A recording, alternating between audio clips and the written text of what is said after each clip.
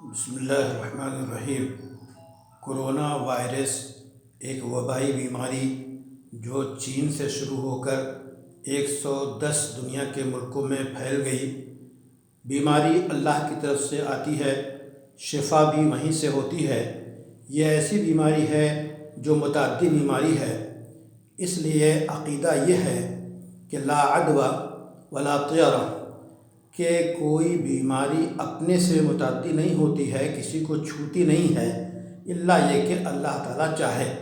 بہت سی بیماریاں جیسے کہ کوڑھ سے پناہ مانگی گئی اور کوڑھی سے بھاگنے کا حکم دیا گیا، تو جو احتیاط کا تقاضا یہ ہے کہ ایسی بیماریوں سے پرہیز کیا جائے، احتیاط برتی جائے اور احتیاطی تدابیر اختیار کی جائیں۔ البتہ اگر کسی کے گھر والے کو یہ بیماری ہو جاتی ہے تو گھر والوں کو اخلاقی طور پہ تیمارداری کرنا اور ان کے ساتھ اخلاق کا مظاہرہ کرنا، تیمارداری کرنا، یہ ضروری ہے۔ اسی سے متعلق ایک مسئلہ یہ بھی ہے کہ نمازوں میں، جامع مسجد میں نمازوں کا اہتمام، تو بعض جگہوں پہ جمعے کا اہتمام نہیں کیا گیا کہ جمعے نہیں پڑھے جائیں گے، یہ سب سوالیہ نشان ہیں۔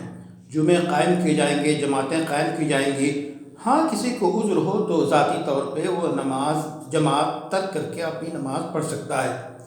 اسی طرح ایک سوال یہ بھی اٹھتا ہے کہ ایسے ملکوں میں جہاں یہ وبائی بیماری پھیلی ہے، مسلمان ہیں اور اس کے شکار ہو گئے ہیں، تو ان کے جنازے تدفین کا کیا حکم ہے اور غسل دینے کا کیا حکم ہے؟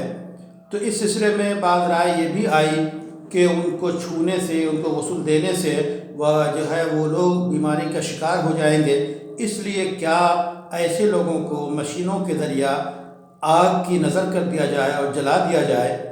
اسلامی اعتبار سے جہاں تک مسئلہ ہے، جہاں تک ہو سکے ایسے بیماری کے نتیجے میں جو لوگ مر گئے ہیں، ان کے لوگ مسلمان ان کی غسل دیں، ان کو جنازہ پڑھیں اور ان کی تدفین کریں۔ یہ سارا حکم عام حالات کی طرح موجود ہے، الا یہ کہ اگر کوئی ایسی حکومت ہے جو مسلمانوں کے حوالے مسلم جنازے کو جو کرونا وائرس کے ذریعہ مر گئے ہیں حوالے نہیں کر رہی ہے، تو وہاں مجبوری ہے چاہے وہ اس کے ساتھ جو سلوک کرے۔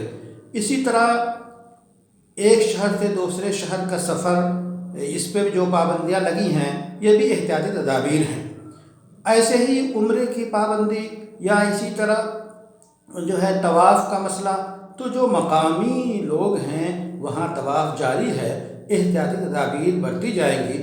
بہرحال یہ ایک ایسا مرض ہے جس سے پناہ مانگی گئی ہے، اور اللہ کے رسول صلی اللہ علیہ وسلم نے ہمیں دعائیں سکھائی ہیں کہ اللہم انی اعوذ بک من البرص